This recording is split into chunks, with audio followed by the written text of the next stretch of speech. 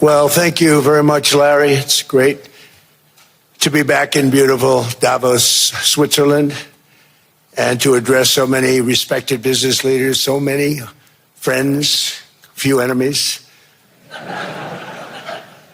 and all of the distinguished guests. It's a who's who, I will say that. I've come to this year's World Economic Forum with truly phenomenal news from America. Yesterday marked the one-year anniversary of my inauguration, and today, after 12 months back in the White House, our economy is booming, growth is exploding, productivity is surging, investment is soaring, incomes are rising, inflation has been defeated, our previously open and dangerous border is closed and virtually impenetrable. And the United States is in the midst of the fastest and most dramatic economic turnaround in our country's history. Under the Biden administration, America was plagued by the nightmare of stagflation, meaning low growth, and high inflation, a recipe for misery, failure, and decline. But now, after just 1 year of my policies, we are witnessing the exact opposite. Virtually no inflation and extraordinarily high economic growth. Growth like, I believe, you'll see very shortly, our country has never seen before, perhaps no country has ever seen before. Over the past 3 months, core inflation has been just 1.6%. Meanwhile, fourth quarter growth is projected to be 5.4%, far greater than anybody other than myself and a few others had predicted. Since the election, the stock market has set 52 all-time high records. So that's in 1 year, 52 records, adding $9 trillion in value to retirement accounts, 401ks, and people's savings. People are doing very well. They're very happy with me. Since my inauguration, we've lifted more than 1.2 million people off of food stamps, and after 4 years in which Biden secured less than $1 trillion of new investment in our country. Think of that, 1 trillion, substantially less than that. In 4 years, we've secured commitments for a record-breaking $18 trillion, and we think when the final numbers come out, they'll be closer to $20 trillion of investment. That's never been done by any country at any time, not even close. Just over 1 year ago, under the radical left Democrats, we were a dead country. Now we are the hottest country anywhere in the world. In fact, the United States economy is on pace to grow at double the rate that was projected by the IMF just last April.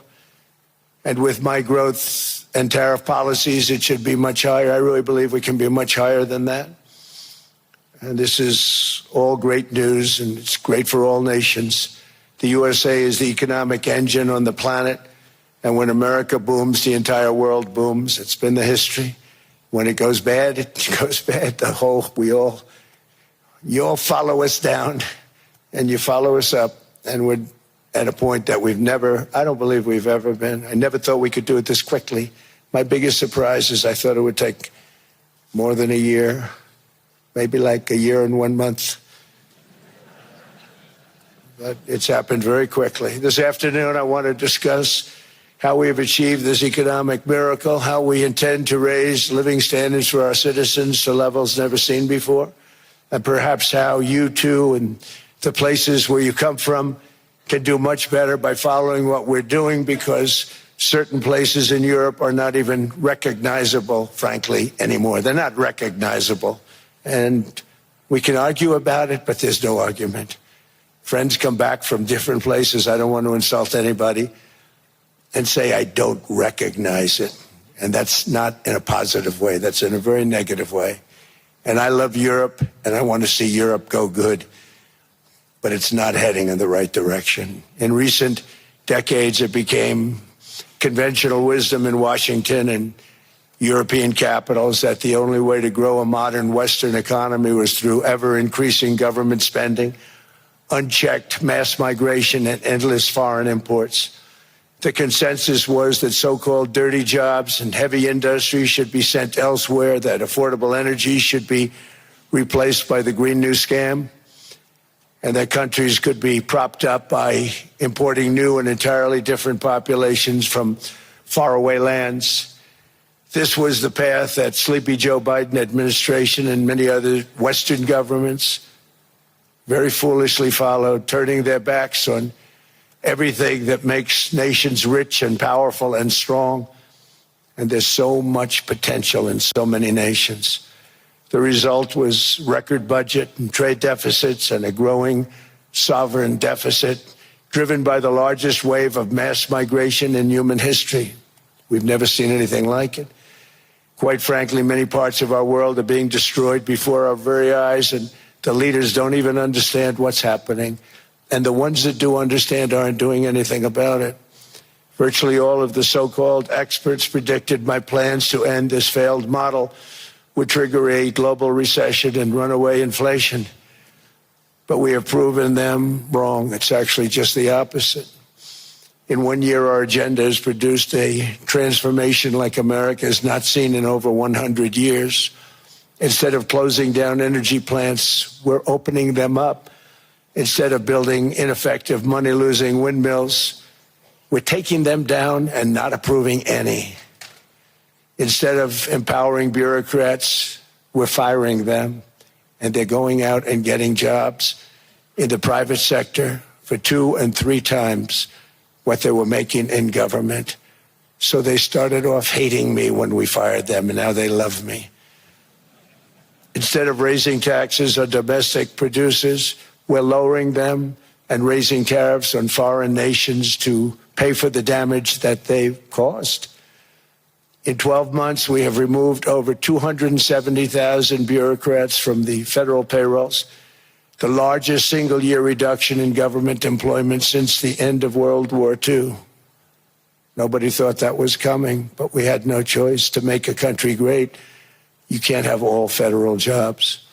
We've cut federal spending by $100 billion and slashed the federal budget deficit by 27% in the single year. It's going to go down quite a bit more from that, driving inflation way down from the record highs of the Biden administration. Every month, they went up and up and up. I promised to cut 10 old regulations for every single new regulation. But instead, I've cut, actually, till this point, 129 regulations for every one new regulation approved. So every time they come in with a new regulation, we do at least 10, but so far it's averaging out to 129, if you can believe it. In July, we passed the largest tax cuts in American history, including no tax on tips, no tax on overtime, no tax on Social Security for our great seniors. We also provided 100% expensing, that's the one they like, and bonus depreciation for all new equipment and capital investments to help companies expand and shift production to America. They are so in love with that. They build a plant, they're able to deduct it immediately, the whole thing, rather than waiting 38 to 41 years in the old days. This is a miracle taking place. Nobody thought it would ever be done by any country, but it's done by us. It was what made my first term the most successful 4-year term that we've ever had from a financial standpoint. And now we've upped it. This is a 10-year program, not a 1-year program, but you're allowed to deduct everything in 1 year. It used to be 38 to 41 years. With tariffs, we've radically reduced our ballooning trade deficit, which was the largest in world history. We were losing more than $1 trillion every single year, and it was just wasted. It was going to waste. But in 1 year, I slashed our monthly trade deficit by a staggering 77%, and all of this with no inflation, something everyone said could not be done. There were a couple of brilliant people that actually thought I was doing the right thing. I thought I was doing the right thing. Now they all think I'm doing the right thing because they can't believe the numbers. American exports are now up by more than $150 billion. Domestic steel production is up by 300,000 tons a month, and it's doubling over the next 4 months. It's doubling and tripling, and we have steel plants being built all over the country. Nobody thought they'd see that.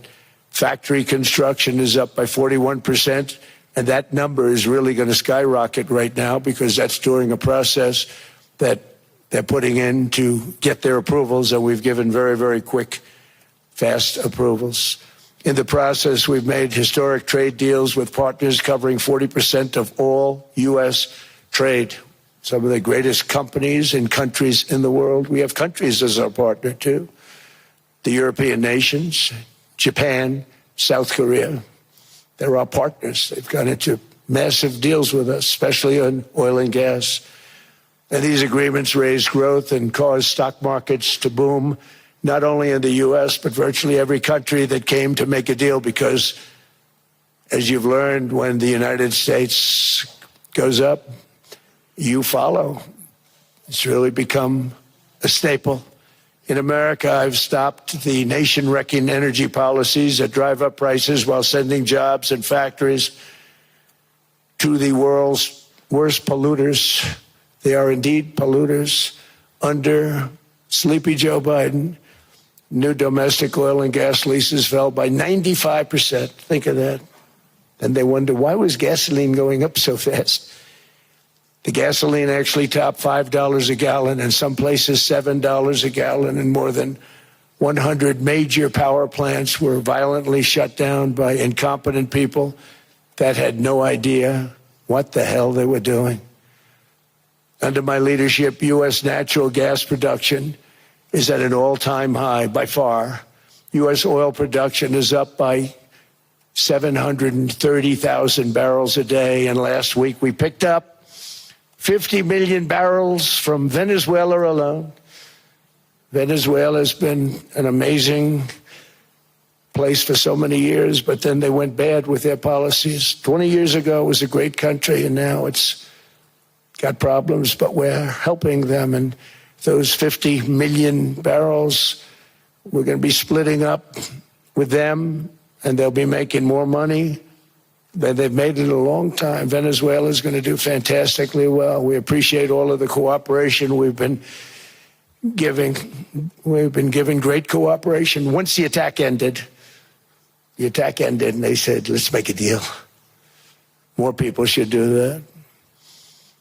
But Venezuela is going to make more money in the next 6 months than they've made in the last 20 years. Every major oil company is coming in with us. It's amazing. It's a beautiful thing to see.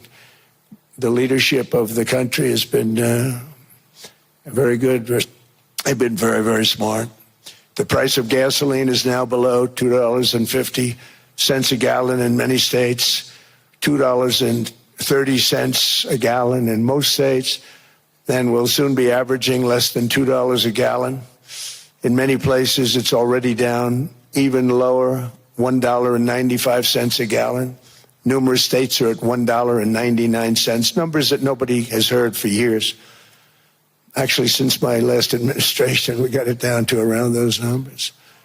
I've signed an order directing and approval of many new nuclear reactors. We're going heavy into nuclear. I was not a big fan because I didn't like the risk, the danger. But they have the progress they've made with nuclear is unbelievable, and the safety progress they've made is incredible. We're very much into the world of nuclear energy, and we can have it now at good prices and very, very safe. And we're leading the world in AI by a lot.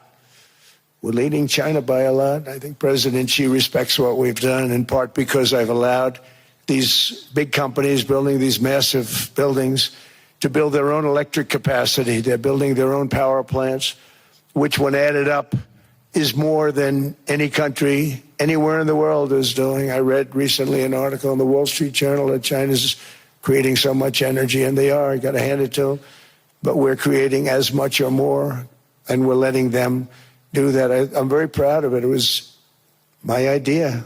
I said, you can't create this much energy. We needed more than double the energy currently in the country just to take care of the AI plants.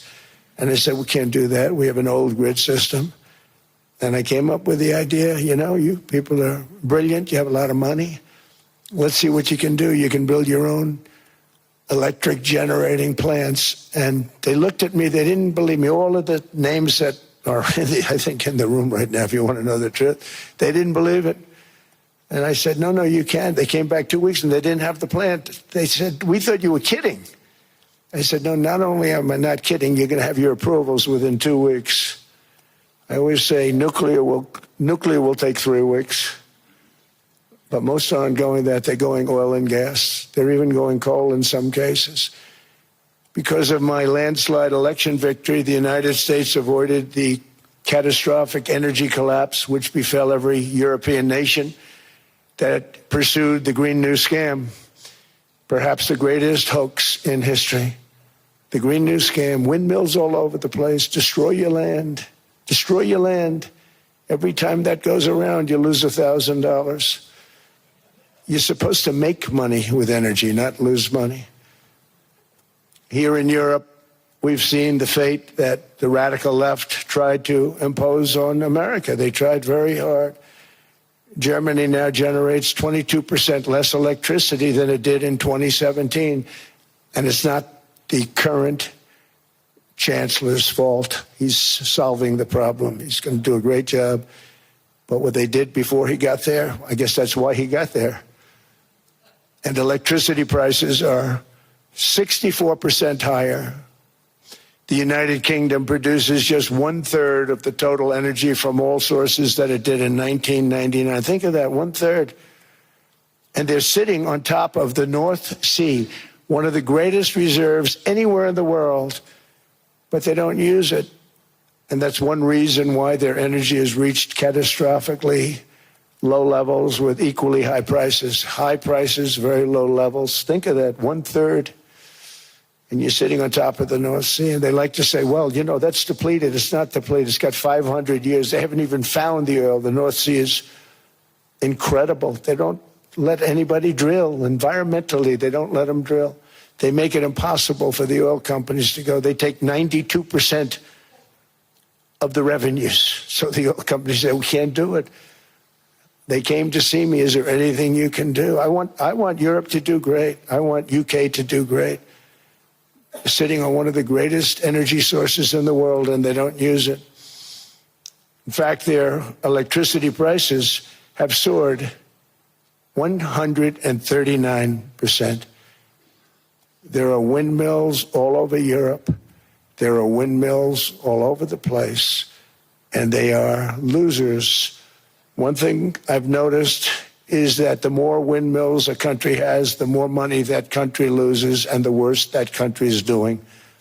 China makes almost all of the windmills, and yet I haven't been able to find any wind farms in China. Did you ever think of that? It's a good way of looking at it. They're smart. China's very smart. They make them, they sell them for a fortune. They sell them to the stupid people that buy them, but they don't use them themselves. They put up a couple of big wind farms, but they don't use them. They just put them up to show people what they could look like. They don't spin. They don't do anything. They use a thing called coal, mostly. But China goes with the coal. They go with oil and gas. They're starting to look at nuclear a little bit. And they're doing just fine. They make a fortune selling the windmills, though, and I think really that's one that they wouldn't be surprised if it stopped. They are shocked that it continues to go. They're very friendly with me. They're shocked that people continue to buy those damn things. They killed the birds. They ruin your landscapes. Other than that, I think they're fabulous, by the way. Stupid people buy them. The consequences of such destructive policies have been stark, including lower economic growth, lower standards of living, lower birth rates, more socially disruptive migration, more vulnerability to hostile foreign adversaries, and much, much smaller militaries. The United States cares greatly about the people of Europe. We really do. I mean, look, I am derived from Europe. Scotland and Germany, 100% Scotland, my mother, 100% German, my father. And we believe deeply in the bonds we share with Europe. as a civilization. I want to see it do great. That's why issues like energy, trade, immigration, and economic growth must be central concerns to anyone who wants to see a strong and united West, because Europe and those countries have to do their thing. They have to get out of the culture that they've created over the last 10 years. It's horrible what they're doing to themselves. They're destroying themselves. These beautiful, beautiful places. We want strong allies, not seriously weakened ones. We want Europe to be strong. Ultimately, these are matters of national security, and perhaps no current issue makes the situation more clear than what's currently going on with Greenland. Would you like me to say a few words of Greenland? I was going to leave it out of the speech, but I think I would have been reviewed very negatively. I have tremendous respect for both the people of Greenland and the people of Denmark, tremendous respect. But every NATO ally has an obligation to be able to defend their own territory. And the fact is, no nation or group of nations is in any position to be able to secure Greenland other than the United States. We're a great power, much greater than people even understand. I think they found that out 2 weeks ago in Venezuela. We saw this in World War II, when Denmark fell to Germany after just 6 hours of fighting and was totally unable to defend either itself or Greenland. So the United States was then compelled, we did it, we felt an obligation to do it, to send our own forces to hold the Greenland territory. And hold it we did, at great cost and expense. They didn't have a chance of getting on it, and they tried. Denmark knows that. We literally set up bases on Greenland for Denmark. We fought for Denmark. We weren't fighting for anyone else. We were fighting to save it for Denmark. Big, beautiful piece of ice. It's hard to call it land. It's a big piece of ice. But we saved Greenland and successfully prevented our enemies from gaining a foothold in our hemisphere. So we did it for ourselves also. And then after the war, which we won it big. Without us, right now you'd all be speaking German and a little Japanese, perhaps. After the war, we gave Greenland back to Denmark. How stupid were we to do that? But we did it. But we gave it back. But how ungrateful are they now? So now our country and the world face much greater risks than it did ever before because of missiles, because of nuclear, because of weapons of warfare that I can't even talk about. 2 weeks ago, they saw weapons that nobody ever heard of. They weren't able to fire one shot at us. They said, what happened? Everything was discombobulated. They said, we've got them in our sights. Press the trigger, and nothing happened. No anti-aircraft missiles went up. There was one that went up about 30 feet and crashed down right next to the people that sent it. They said, what the hell is going on?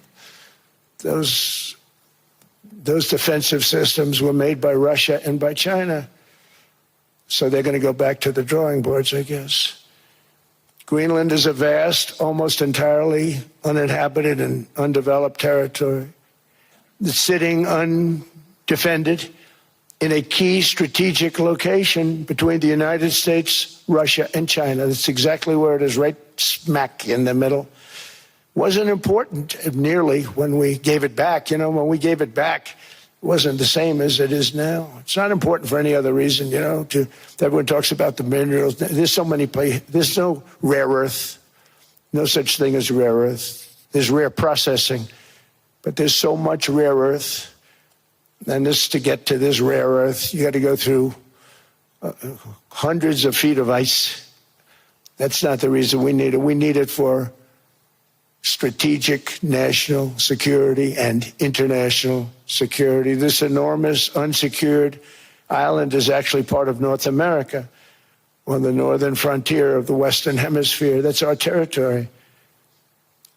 It is therefore a core national security interest of the United States of America. And in fact, it's been our policy for hundreds of years to prevent outside threats from entering our hemisphere. And we've done it very successfully. We've never been stronger than we are now. That's why American presidents have sought to purchase Greenland for nearly 2 centuries. You know, for 2 centuries they've been trying to do it. They should have kept it after World War II, but they had a different president. That's all right. People think differently. Much more necessary now than it was at that time, however. In 2019, Denmark said that they would spend over $200 million to strengthen Greenland's defenses. But as you know, they spent less than 1% of that amount. 1%. There's no sign of Denmark there. And I say that with great respect for Denmark, whose people I love, whose leaders are very good. It's the United States alone that can protect this giant mass of land, this giant piece of ice, develop it and improve it and make it so that it's good for Europe and safe for Europe and good for us. And that's the reason I'm seeking immediate negotiations to once again discuss the acquisition of Greenland by the United States, just as we have acquired many other territories throughout our history, as many of the European nations have. They've acquired, there's nothing wrong with it. Many of them, some went in reverse, actually, if you look. Some had great, vast wealth, great, vast lands all over the world. They went in reverse. They stuck back where they started. That happens too. But some grow. But this would not be a threat to NATO. This would greatly enhance the security of the entire alliance, the NATO alliance. The United States is treated very unfairly by NATO. I want to tell you that. And when you think about it, nobody can dispute it. We give so much and we get so little in return. And I've been a critic of NATO for many years. And yet I've done more to help NATO than any other president by far, than any other person. You wouldn't have NATO if I didn't get involved in my first term. The war with Ukraine is an example. We are thousands of miles away, separated by a giant ocean. It's a war that should have never started, and it wouldn't have started if the 2020 U.S. presidential election weren't rigged. It was a rigged election. Everybody now knows that. They found out. People will soon be prosecuted for what they did. It's probably breaking news, but it should be. It was a rigged election. You can't have rigged elections. You need strong borders, strong elections, and ideally a good press. I always say it. Strong borders, strong elections, free, fair elections, and a fair media. The media is terrible. It's very crooked. It's very biased, terrible. But someday it'll straighten out because it's losing all credibility. Think of it. When I went in a landslide, a giant landslide, won all 7 swing states, won the popular vote, won everything, and they only get negative press. That means that it has no credibility. And if they're going to get credibility, they're going to have to be fair. So you need a fair press. But you also need those other elements. And I inherited a terrible, terrible situation. If you look, the border was open. The inflation was raging. Everything was bad with the United States when I came into office. But I also inherited a mess with Ukraine and Russia, something that would have never happened. And I know Putin very well. He and I would discuss Ukraine. It was the apple of his eye, but he wasn't going to do anything. I said, Vladimir, you're not doing it. He would never have done it. It was terrible what happened. I could see it happening, too. After I left, I could see it happening. Biden had given Ukraine and NATO $350 billion, a staggering sum, $350 billion. I came in, and just like the southern border, just like inflation, just like our economy, I said, wow, this place is in trouble, meaning our country. All of these things were out of control. But the border was out of control. We fixed it with the strongest border anywhere in the world.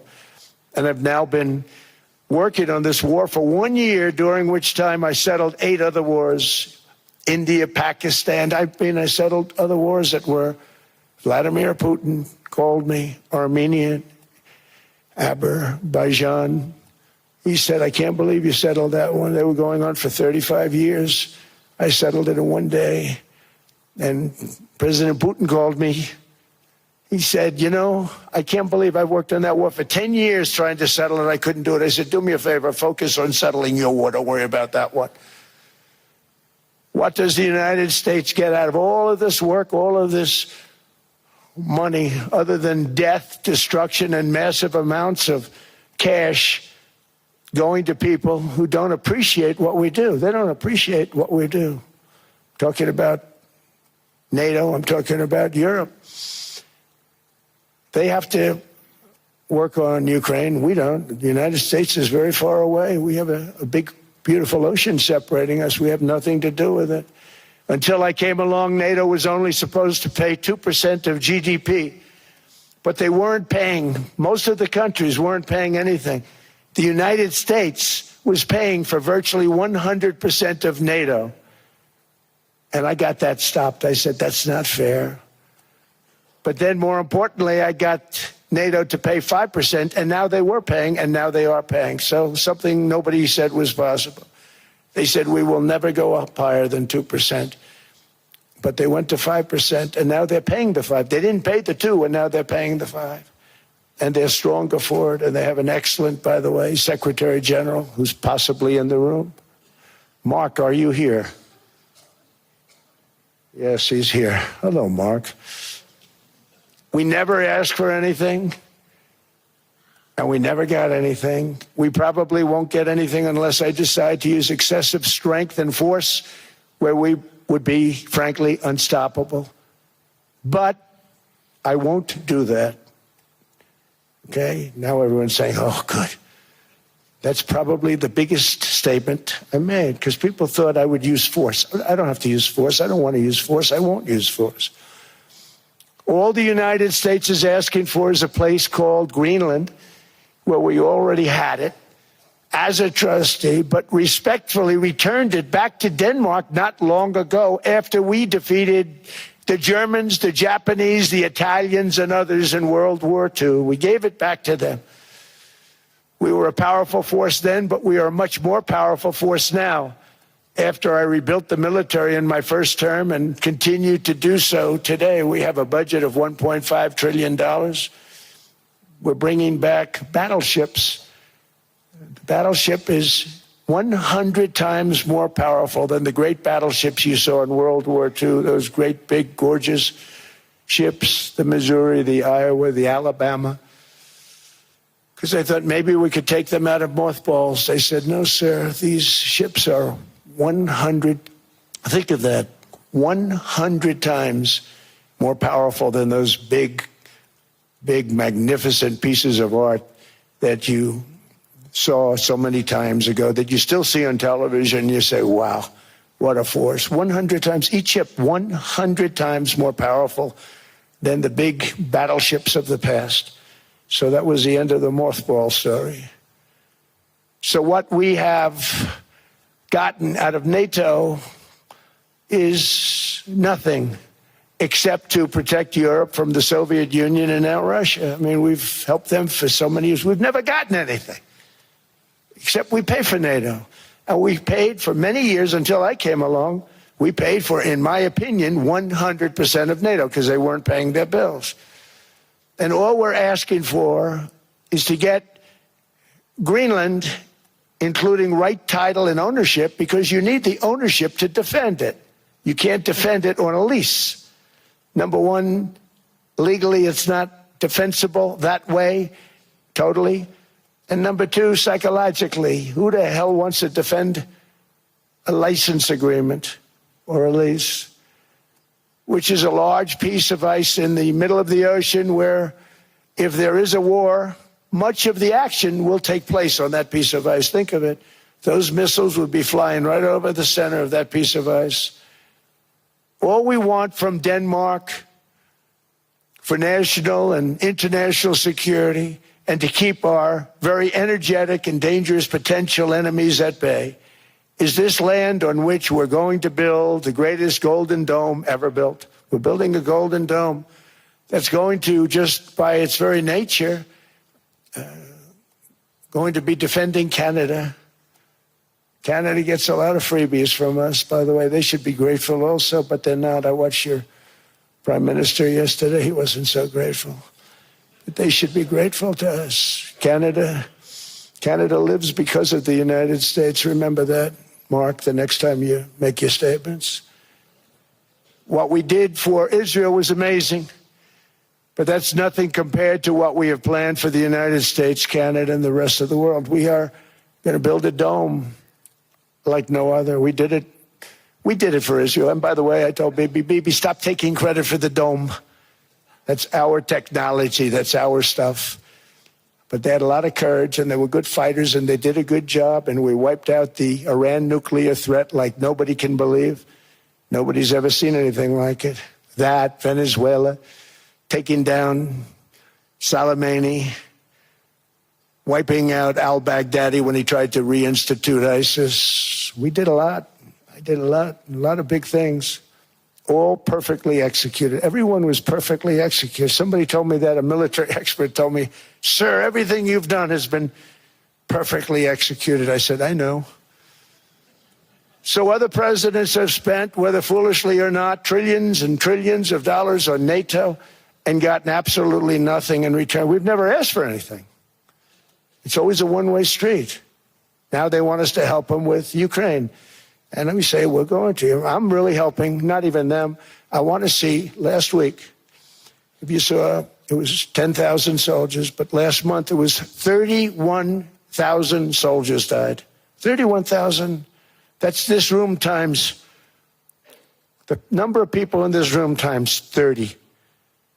Think of it. 30,000 soldiers died in 1 month. The month before it was 27,000. The month before that it was 28,000. The month before that it was 25,000. It's a bloodbath over there. And that's what I want to stop. It doesn't help the United States, but these are souls. These are young people. Look like you, look like some of you right in the front row. They go to war. Their parents are so proud. Oh, there he goes, comes back. 2 weeks later, they get a call, your son's head's been blown off. I want to stop it. It's a horrible war. It's the worst since World War II. They keep going, they'll exceed World War II. The numbers are staggering, how many people they've lost. They don't want to talk about it. Ukraine and Russia lost just tremendous amounts. And I'm dealing with President Putin, and he wants to make a deal, I believe. I'm dealing with President Zelensky, and I think he wants to make a deal. I'm meeting him today. He might be in the audience right now. But they got to get that war stopped because too many people are dying, needlessly dying. Too many souls are being lost. It's the only reason I'm interested in doing it. But in doing it, I'm helping Europe, I'm helping NATO, and I've until the last few days when I told them about Iceland, they loved me. They called me daddy, right, last time. A very smart man said, he's our daddy. He's running it. I was like running it. I went from running it to being a terrible human being. But now what I'm asking for is a piece of ice, cold and poorly located, that can play a vital role in world peace and world protection. It's a very small ask compared to what we have given them for many, many decades. But the problem with NATO is that we'll be there for them 100%. But I'm not sure that they'd be there for us. If we gave them the call, gentlemen, we are being attacked. We're under attack by such and such a nation. I know them all very well. I'm not sure that they'd be there. I know we'd be there for them. I don't know that they'd be there for us. So with all of the money we expend, with all of the blood, sweat, and tears, I don't know that they'd be there for us. They're not there for us on Iceland, that I can tell you. I mean, our stock market took the first dip yesterday because of Iceland. So Iceland's already cost us a lot of money. But that dip is peanuts compared to what it's gone up. And we have an unbelievable future in that stock. That stock market is going to be doubled. We're going to hit 50,000, and that stock market's going to double in a relatively short period of time. because of everything that's happening. But this is a good example. After giving NATO and European nations trillions and trillions of dollars in defense, they buy our weapons. We make the greatest weapons in the world, but now we're going to make them faster, much faster. You saw that. I put a cap on the salaries, and I put no buybacks, no stock buybacks, no various other things that they were doing. I mean, they were making $50 million, but it would take them 3 years to give you a Patriot missile. I said, that's not good. My chauffeur can do a better job than that, and he makes slightly less than 50. They make big salaries. If they're going to make those big salaries, they're going to have to produce a lot faster. The good news is we have the greatest equipment in the world. Now we're going to start making it a lot faster. They're going to build additional plants. And all of the money that goes into stock buybacks is going to go into building plants. We're not allowing stock buybacks by defense companies any longer. They're going to build new plants to make Tomahawks, Patriots. We have the best equipment. F-35s, F-47, the new one just coming out. They say it's the most devastating plane, fighter jet ever. Who knows? They called it 47. If I don't like it, I'm going to take the 47 off it. I wonder why they called it 47. We'll have to think about that. But if I don't like it, I'm going to take that 47 off. But it's supposed to be the stage 6. It's supposed to be the first stage 6 plane, undetectable, like our B-2 bombers were undetectable. They flew right over Iran. They were undetectable. And they did their job, and they got the hell out of there. So we want a piece of ice for world protection, and they won't give it. We've never asked for anything else, and we could have kept that piece of land, and we didn't. So they have a choice. You can say yes, and we will be very appreciative, or you can say no, and we will remember. A strong and secure America means a strong NATO, and that's one reason why I'm working every day to ensure our military is very powerful, our borders are very strong, and above all, our economy is strong, because national security requires economic security and economic prosperity, and we have the greatest that we've ever had. Biden and his allies destroyed our economy and gave us perhaps the worst inflation in American history. They say 48 years, I say forever, but I think 48 years is the equivalent to forever. Whether it's 48 years or ever, it's terrible. Costing the typical family $33,000. What they did to this country should never, ever be forgotten. It's early, but he has to be rated as the worst president we've ever had by far. The auto pen did much of the damage. The auto pen, he was the auto pen president, because I don't believe a sane president would have ever signed the kind of things that he signed.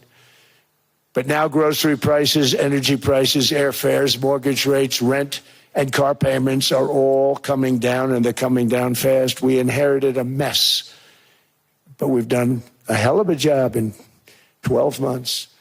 Under my most favored nation policy for drug prices, the cost of prescription drugs is coming down by up to 90%, depending on the way you calculate. You could also say 5, 6, 7, 800%. There are two ways of figuring that.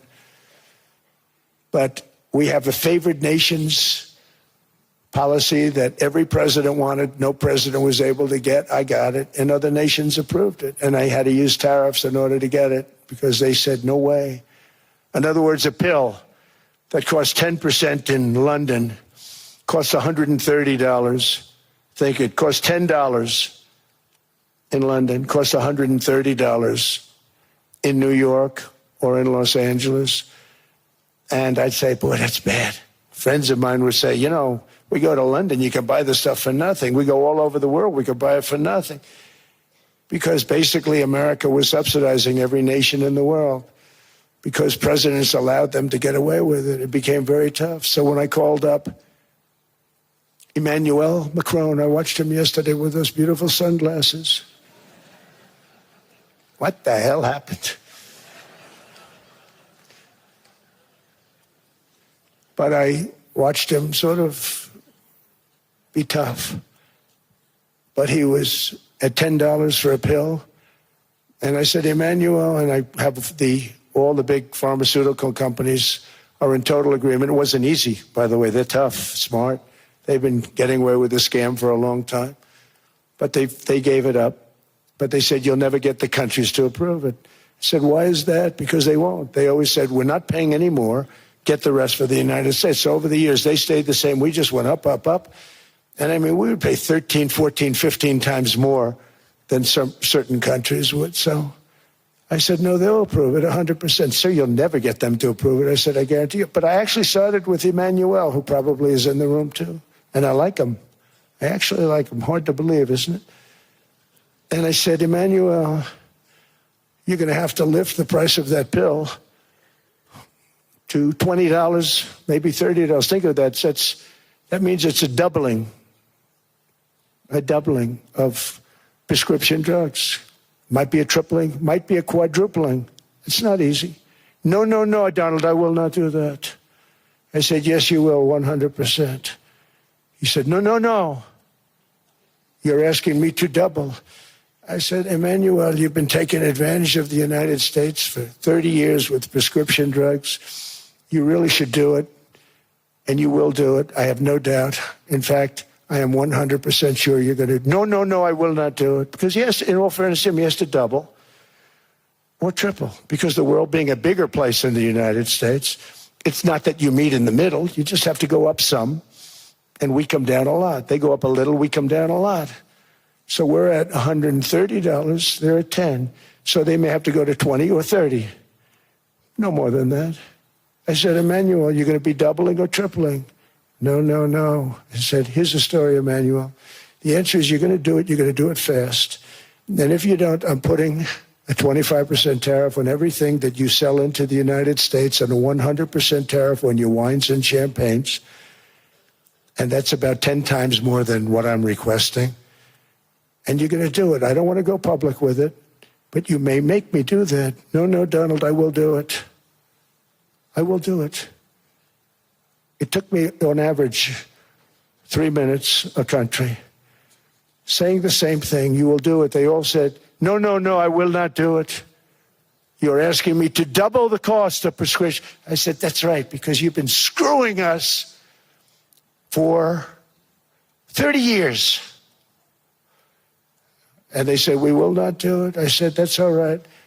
On Monday morning, we're putting a 25, 30, 50. I gave different numbers for different countries. This is also national security we're talking about. Not fair. We're not going to subsidize the whole world. And every one of those countries have agreed to do it. So one of the biggest things that I've done is the fact that we have now most favored nation. We will pay whatever the lowest price is in the entire world. So our drug prices are going to be coming down by staggering 90%. Again, you could say 1,000%, 2,000%. Depends on the way you want to figure it, but we'll go with the way the fake news likes it better because it sounds, can you imagine a 90% reduction sounds much worse. But drug prices are going to be coming down tremendously in all the nations, and I appreciate them doing it, but they did it. In all fairness, without tariffs, I wouldn't have been able to get it done. After declining $3,000 under Biden, real incomes are up in the United States by $2,000, $3,000, and even $5,000 and more. Home ownership has always been a symbol of health and vigor of American society, but that goal fell out of reach for millions and millions of people in the Biden era because interest rates went up so high. Today, I'm taking action to bring back this bedrock of the American dream. In recent years, Wall Street giants and institutional investment firms, many of you are here, many of you are good friends of mine, many of you are supporters. Sorry to do this, Joe, I'm so sorry. But you've driven up housing prices by purchasing hundreds of thousands of single-family homes, and it's been a great investment for them. Often as much as 10% of houses on the market. You know, the crazy thing is a person can't get depreciation on a house, but when a corporation buys it, they get depreciation. Okay, that's something we're going to have to think about too. I don't know if too many people think about that. You buy a corporation, they buy 500 houses, they buy hundreds of thousands, they buy 500 houses, they can take depreciation. A person sweats and works and buys one house they can't. But homes are built for people, not for corporations, and America will not become a nation of renters. We're not going to do that. That's why I have signed an executive order banning large institutional investors from buying single-family homes. It's just not fair to the public. They're not able to buy a house. And I'm calling on Congress to pass that ban into permanent law, and I think they will. One of the biggest barriers to saving for a down payment has been surging credit card debt. The profit margin for credit card companies now exceeds 50%, one of the biggest. And they charge Americans interest rates of 28%, 30%, 31%, 32%. Whatever happened to usury? So to help our citizens recover from the Biden disaster, all caused by this horrible precedent, I'm asking Congress to cap credit card interest rates at 10% for 1 year. And this will help millions of Americans save for a home. They have no idea they're paying 28%. They go out there a little late in their payment and they end up losing their house. It's terrible. To unleash innovation in savings and financing, I'm also working to ensure America remains the crypto capital of the world. And to that end, last year I signed the landmark Genius Act into law. Now Congress is working very hard on crypto market structure legislation, Bitcoin, all of them, which I hope to sign very soon, unlocking new pathways for Americans to reach financial freedom. And I did it for two reasons. Number one, I thought it was politically good, and it was. I got tremendous political support. But more importantly, China wanted that market too. It's just like they want the AI. And we've got that market, I think, pretty well locked up. If I didn't do it, Biden was totally against it until before the election, when they realized that, there were millions of people voting against him over crypto. And all of a sudden they loved it very much, but it was too late. They blew it. But it is politically popular, but it's much more importantly, we have to make it so that China doesn't get the hold of it. And once they have that hold, we're not going to be able to get it back. So I'm honored to have done it. Finally, I've instructed government-backed institutions to purchase up to $200 billion in mortgage bonds to bring down interest rates. And I'll be announcing a new Fed chairman in the not-too-distant future. I think he'll do a very good job. See, I gave away some of it. He did give that away. So we have something, got something, but somebody that's very respected. They're all respected. They're all great. Everyone that I interviewed is great. Everyone could do, I think, a fantastic job. Problem is they change once they get the job. They do. They're saying everything I want to hear, and then they get the job. They're locked in for 6 years. They get the job, and all of a sudden, let's raise rates a little bit. I call them, sir, we'd rather not talk about this. It's amazing how people change once they have the job. It's too bad. Sort of disloyalty, but they got to do what they think is right. We have a terrible chairman right now, Jerome Too Late Powell. He's always too late. And he's very late with interest rates, except before the election. He was just fine for the other side. So we're going to have somebody that's great, and we hope he does the right job. Last week, the average 30-year mortgage rate dropped below 6% for the first time in many years. Another major factor in driving up housing costs was the mass invasion of our borders. And I have to say one thing about housing, because nobody ever says this. I am very protective of people that already own a house, of which we have millions and millions and millions. And because we have had such a good run, the house values have gone up tremendously. And these people have become wealthy. They weren't wealthy. They become wealthy because of their house. And every time you make it more and more and more affordable for somebody to buy a house cheaply, you're actually hurting the value of those houses, obviously, because the one thing works in tandem with the other. And I don't want to do anything that's going to hurt the value of people that own a house, who for the first time in their lives are walking around the streets of whatever city they're in, very proud that their house is worth $500,000, $600,000, $700,000.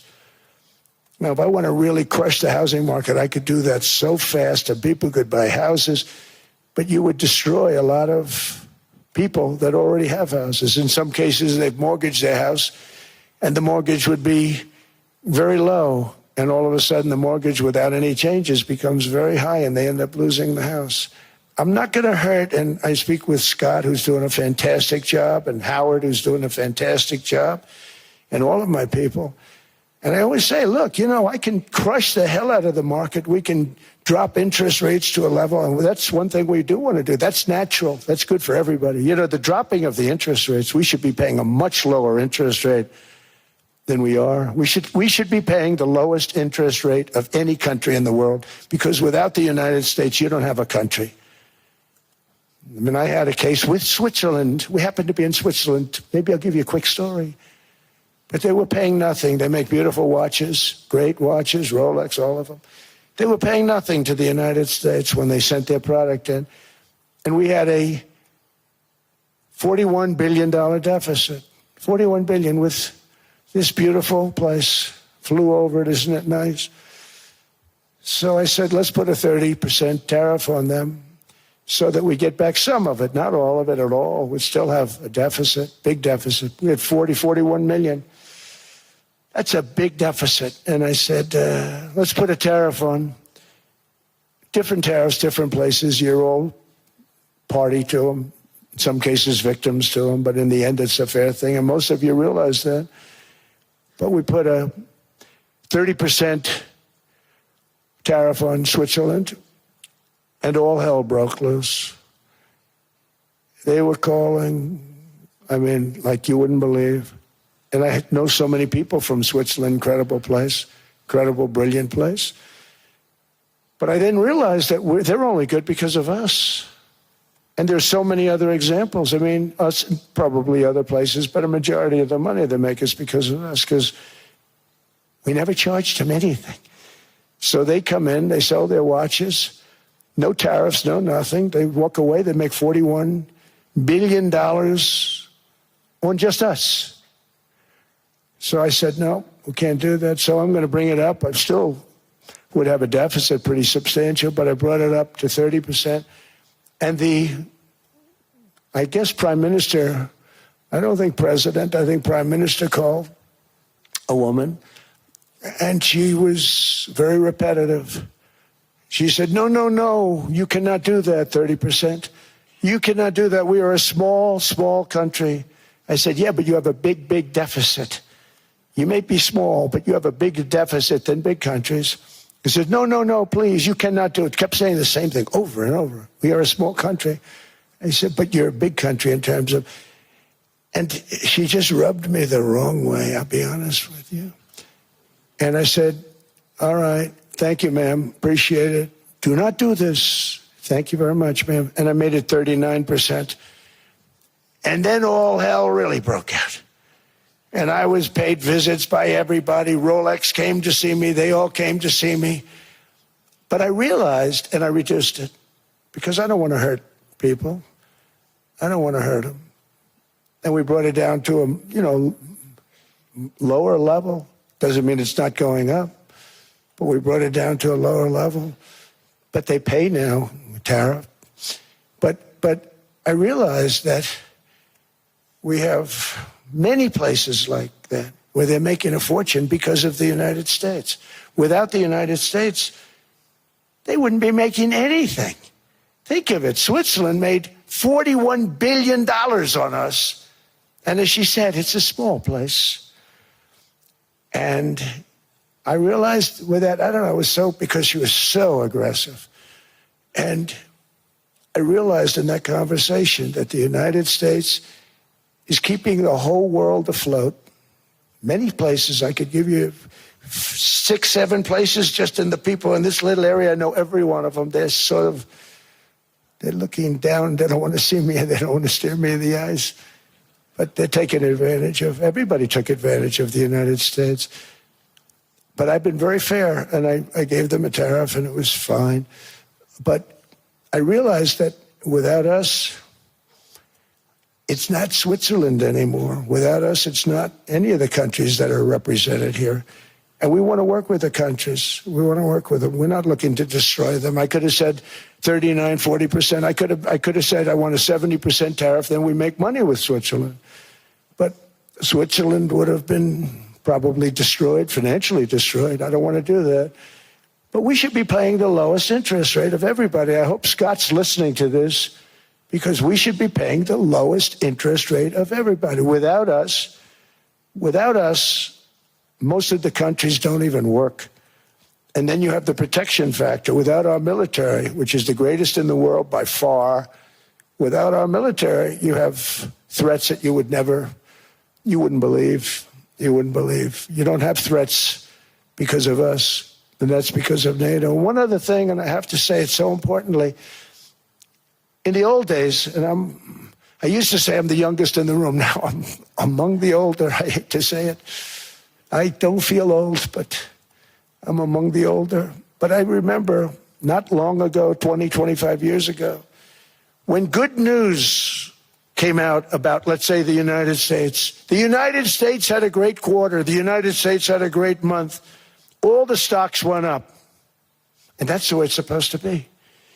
Now when they say the United States had a record quarter, it's unbelievable how well it's doing, all the stocks crash because they say, oh no, inflation, they're going to raise interest rates. And they do. Some of these stupid people like Powell, they raise interest rates. And what they do is they stop you from being successful. It used to be when we had a great quarter, a great month, great earnings, great anything, any good news, the stock market went up. That's the way it's going to be. We got to do that again because that's the way it should be. Now when we have a great month, they want to kill it. Like we did over 5%. People were surprised. We should do 20%. We could do 25%. When we announce good numbers, and the reason is they're so petrified of inflation. And growth doesn't mean inflation. We've had tremendous growth with very low inflation. In fact, growth can fight inflation, proper growth. So we want to get back to the days when we announce great numbers, because we're going to be announcing phenomenal. You know, all these factories that are being built at record, thousands of businesses are being built right now. Remember, $18 trillion is invested. I think the second number is 3. And that was China many years ago. Investments in the country from outside. 18 trillion, nobody's ever seen. And that's money coming in and building things, factories. Thousands of businesses are being built, thousands.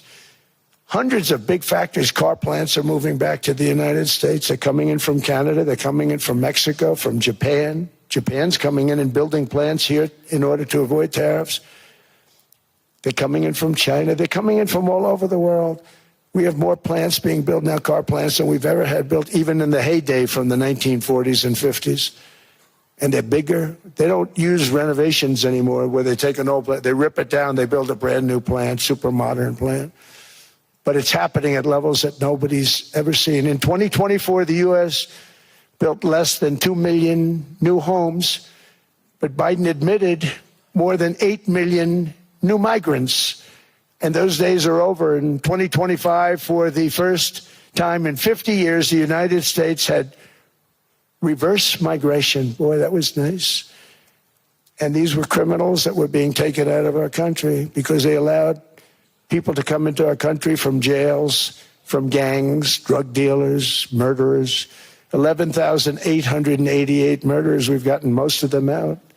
And then ICE gets beat up by stupid people from leadership in Minnesota. We actually are helping Minnesota so much, but they don't appreciate it. Most places do. You know, Washington, D.C. is the safest place now in the United States. It was a very dangerous place to walk, and now you can walk with your wife, your kids, right through the middle of the city. Right now, Washington, D.C. is as safe as it gets. It was one of the most unsafe, I had to admit. We sent in the military, the National Guard. Within 2 months, it was great. Within 3 months, it's like a really great place and a safe place and a beautiful place. It's even been cleaned up. The graffiti's gone. The fences are gone. We don't have to worry about fences anymore. All of the places, the grasses are cut. and replaced with new grass in many cases. It's all going to happen in the spring. But Washington and D.C. is beautiful again, and it's safe. New restaurants are opening up. They were all closing. Now you can't get into a restaurant. Restaurants in Washington, D.C. are all opening. Memphis also, Memphis, Tennessee, New Orleans, Louisiana. We're there for 3 weeks. We've cut the crime down by 64% within another month. We'll have virtually no crime there. We can do that all over. We're going to help the people in California. We want to have no crime. I know Gavin was here. I used to get along so great with Gavin when I was president. Gavin's a good guy. And we're going to, if he needed it, I would do it in a heartbeat. I'd love to see. We did help them a lot in Los Angeles, a lot with the early in my term when they had some problems. But we would love to do it. I will say this, if I were a Democrat governor or whatever, I would call up Trump. I'd say, come on in, make us look good. Because we're cutting crime down to nothing. And we're taking people out, career criminals who are only going to do bad things, and we're bringing them back to their countries. But where we've done it, it's been amazing. And we have a capacity to do it at much greater levels.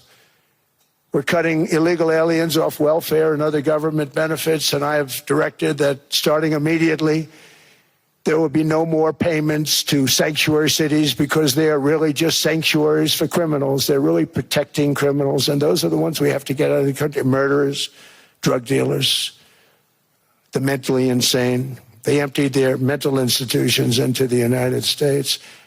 And despite that, we have the lowest crime numbers that we've ever had in the history of the country. Just came out. But equally importantly, we're cracking down on more than $19 billion in fraud that was stolen by Somalian bandits. Can you believe that Somalian? They turned out to be higher IQ than we thought. I always say these are low IQ people. How did they go into Minnesota and steal all that money? And we have, they're pirates. They're good pirates, right? But we shoot them out of the water just like we shoot the drug boats out. They're not pirating too many boats lately, do you notice? When they go out into those boats, they want to take over $1.5 billion tanker loaded up with oil.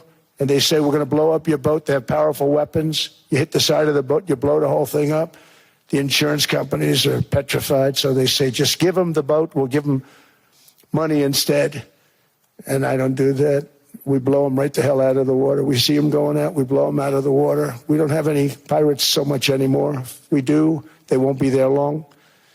We've cut down with the hitting of the boats that are loaded up with drugs, including submarines. Can you believe they actually buy small, they call mini subs, very fast. They're meant for drugs. We've knocked out 2 of them. The Democrats say they were fishing. You have ruined somebody's fishing weekend. I would say a submarine is not a fishing boat. You don't fish. But we've knocked down drugs by water, the oceans, the sea, by 97.2%. Think of that. And I actually say, who the hell are the 3%? Because I would not want to be piloting one of those boats. We knocked them down, and now we're going to start on land. We're going to knock it all out. The land is the easy part. What we did on sea is incredible, and that's our great military. The situation in Minnesota reminds us that the West cannot mass import foreign cultures which have failed to ever build a successful society of their own. I mean, we're taking people from Somalia, and Somalia is a failed, it's not a nation. Got no government, got no police, got no military, got no nothing. And then we have this fake congressperson who they just reported is worth $30 million. You believe this? Ilhan Omar, talking about the Constitution that provides me. She comes from a country that's not a country.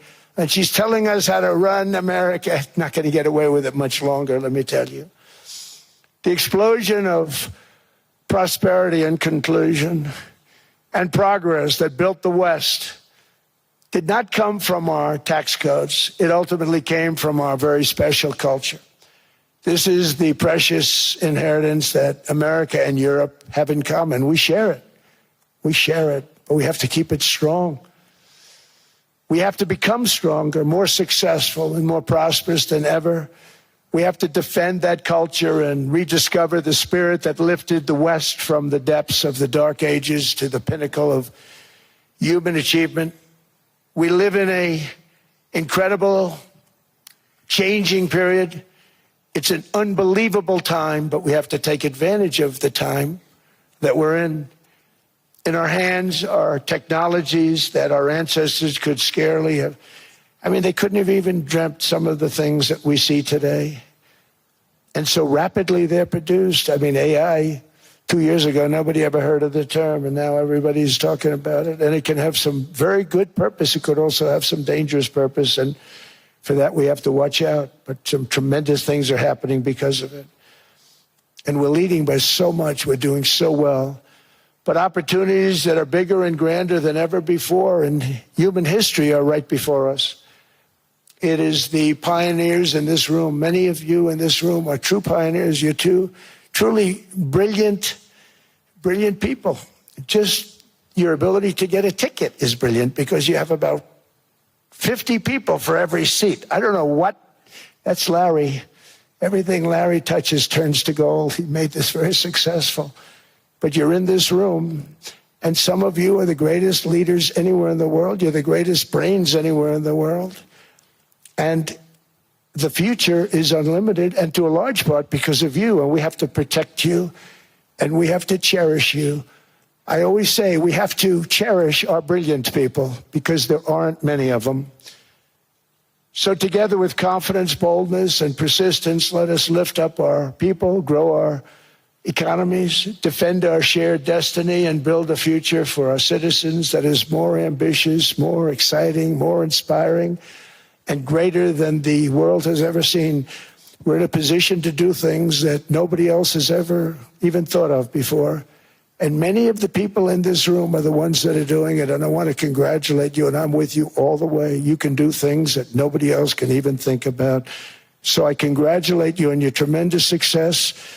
And the United States is back, bigger, stronger, better than ever before. And I'll see you around. Thank you all very much. Thank you very much.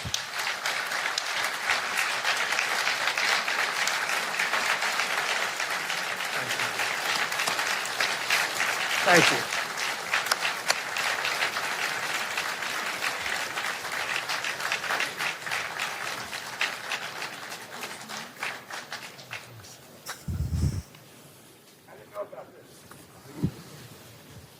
This was supposed to be a nice fire chat, Mr. President. Yes, good. I got set up now. I did know. You made the job for the moderator really easy. Thank you, Mr. President, for your speech. I do have a few follow-up questions, if it's okay. Sure. I don't think I should start with Greenland, maybe. I'll start with the economy. The U.S. economy is doing really, really well. But how to sustain this growth moving forward? Because there's always a recession looming around the corner. Well, you know, the one thing about economies and recessions is sometimes you get hit unexpectedly and there's nothing you can do about it. All brilliant people, but there's nothing. One example was COVID. We had an economy going at levels like nobody had ever seen my first 2.5, 3 years. And then I heard the word pandemic, not COVID. They came up with that name over a period of time. We won't get into that. But I heard the word pandemic. And I had a poll come out that was so strong just prior to that. And I was with the two best pollsters, McLaughlin and Fabrizio. And they said, sir, George Washington and Abraham Lincoln, if they came back and ran as president and vice president, they couldn't beat you. And then what happened is the following day, I was told to stay tuned because there's something really bad happening in China. There are bodies laying all over Wuhan, right around that certain building that we talk about. I always said it came from Wuhan. It did come from Wuhan. And there were body bags. We saw it by satellite. And they said, there are strange things happening in China. And so it began. And we ended up with the COVID, and the whole world suffered. We did a phenomenal job. I don't think we got the credit we deserved. We did something that Operation Warp Speed, which some people say was one of the greatest military feats ever. We did a great job. Used our military, used a lot of people. But sometimes you get hit with things, nothing you can do.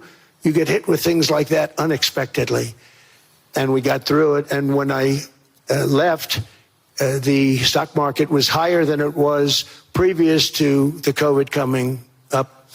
And I called it a great achievement. But things happen. Bad things happen. The things that we can stop are wars if we're smart.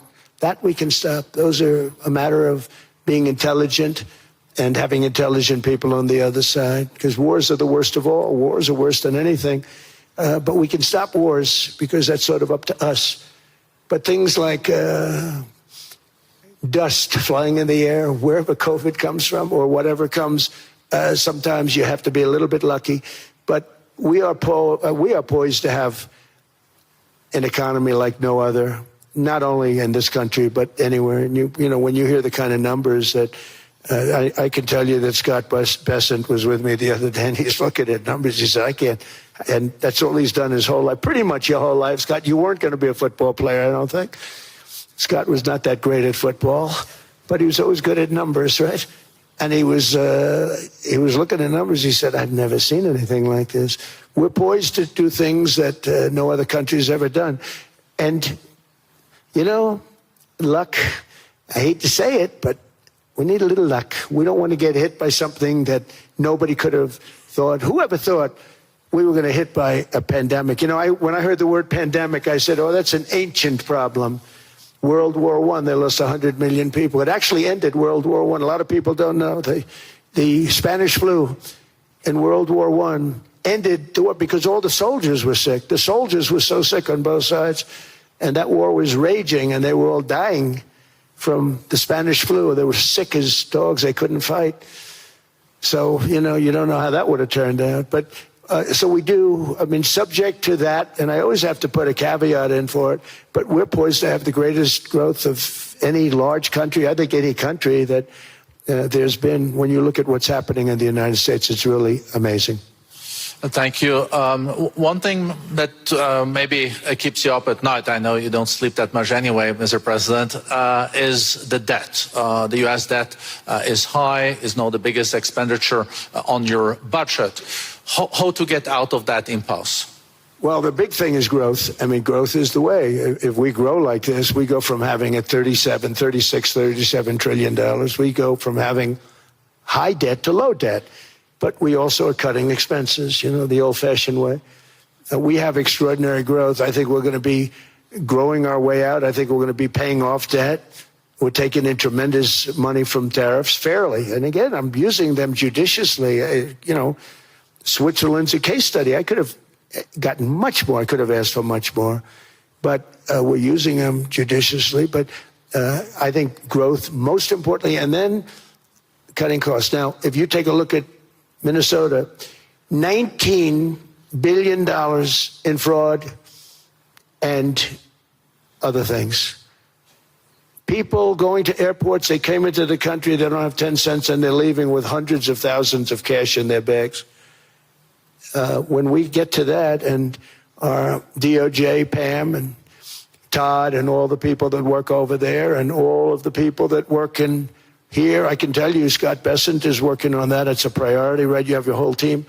We're in there looking for where this money is coming from, how much it is. It could be more than $19 billion. Can you believe that? That's just one state. If we were able to cut out 50% of the fraud, 50%, and we should be able to do better than that, we would have a balanced budget without having to talk about even growth.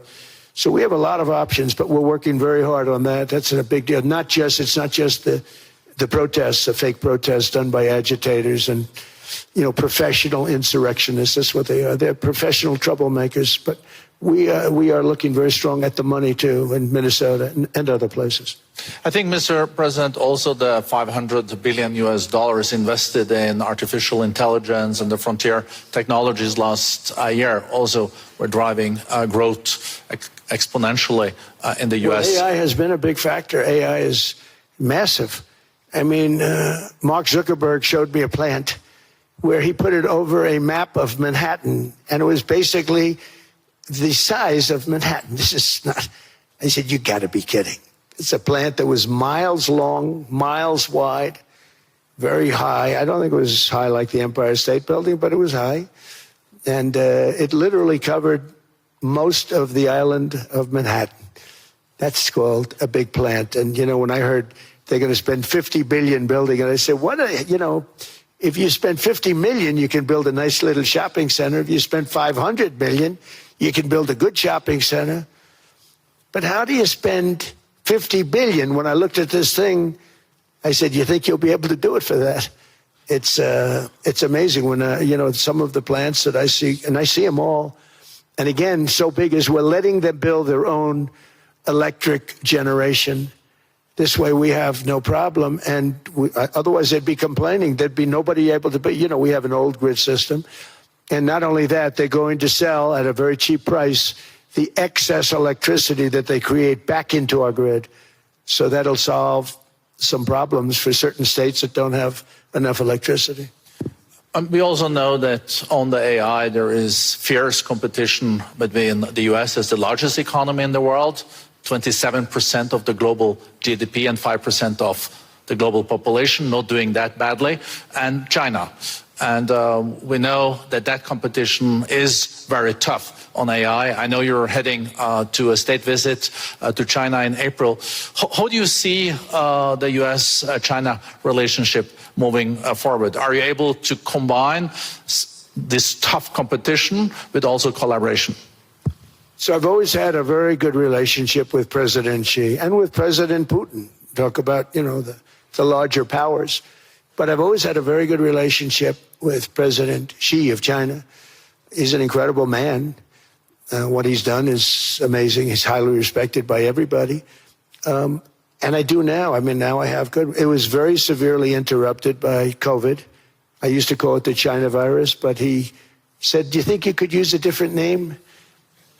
And I decided to do that because why should we have a problem over that? But I would do that, and they were. You're a true diplomat, huh? I became a diplomat for the first time. Well, you know who taught me that? Marco Rubio. He said, let me teach you about diplomacy.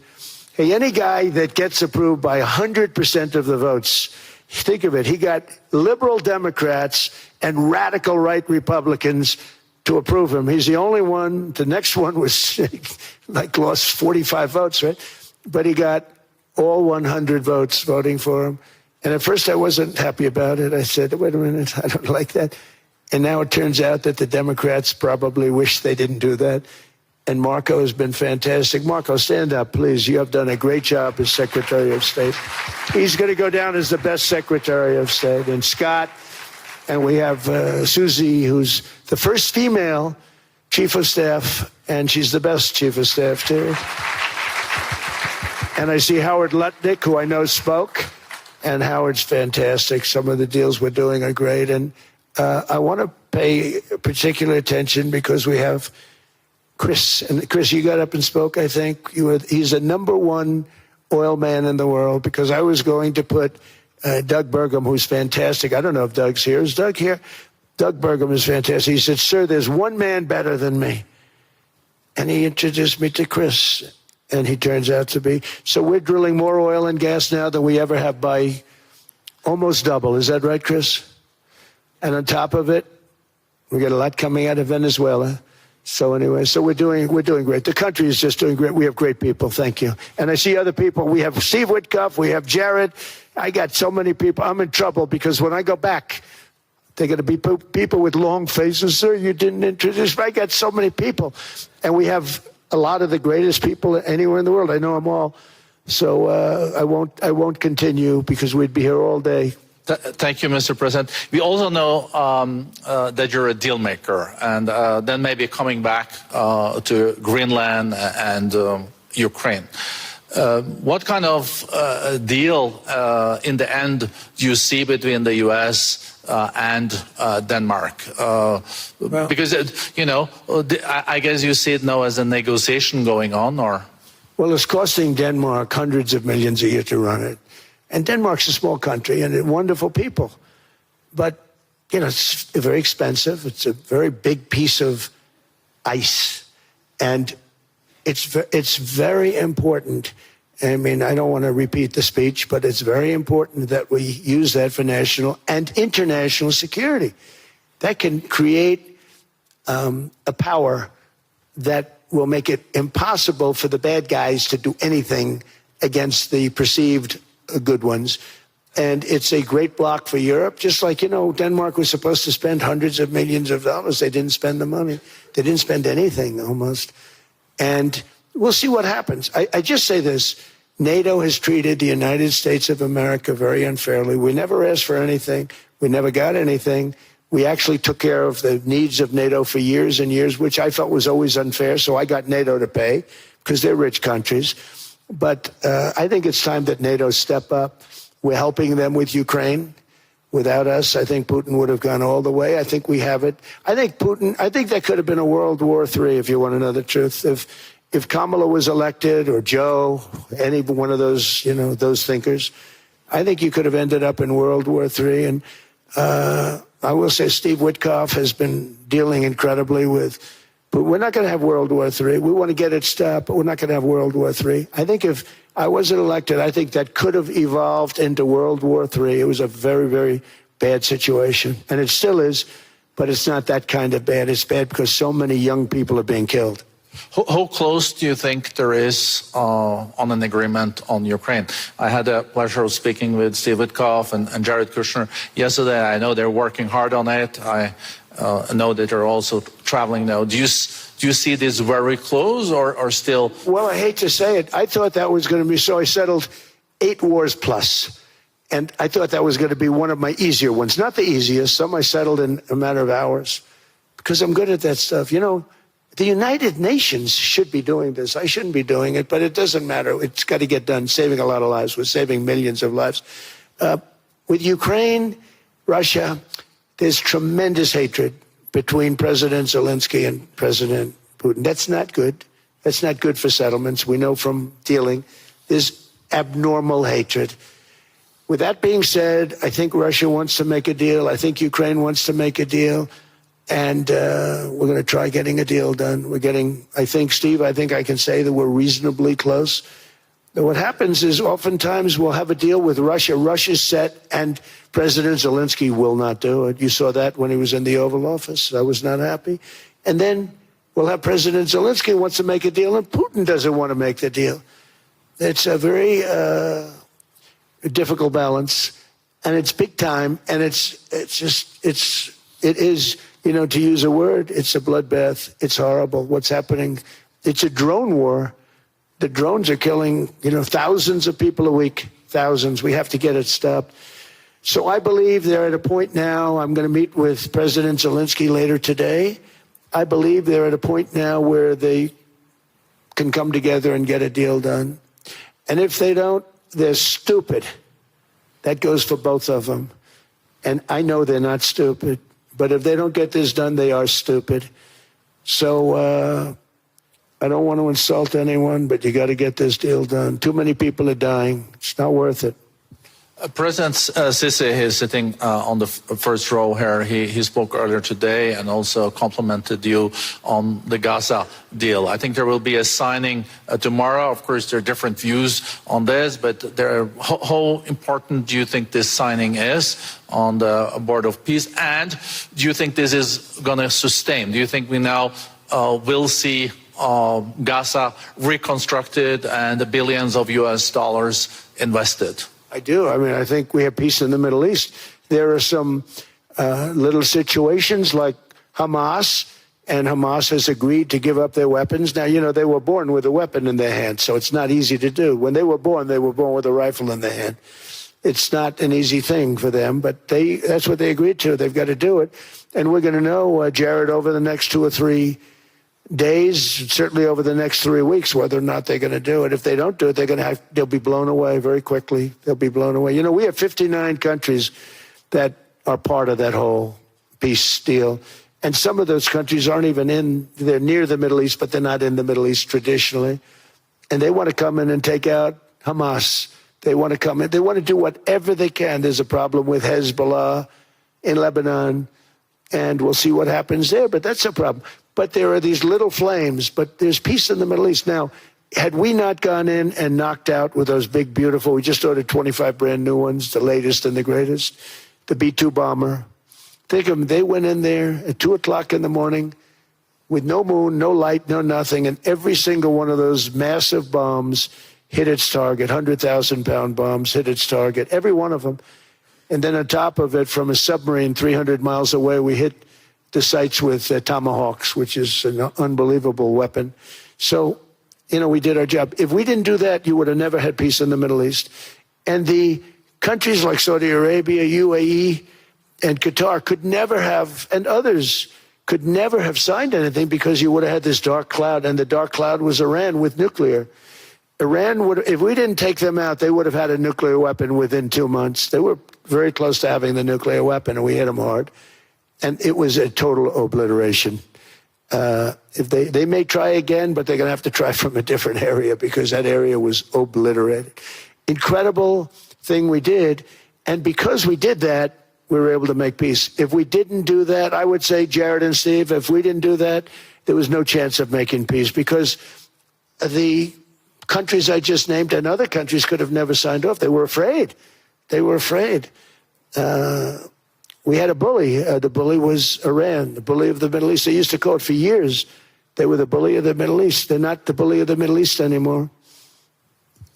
Mr. President, I know you even had to change plane last night, so I guess you didn't have much sleep, but I think but your energy is still there. I know you have several bilateral meetings. I know you're also hosting a reception. So thank you so much for coming back to Davos. Thank you so much. It's highly appreciated. Well, thank you very much. Thank you, everybody, very much. Thank you.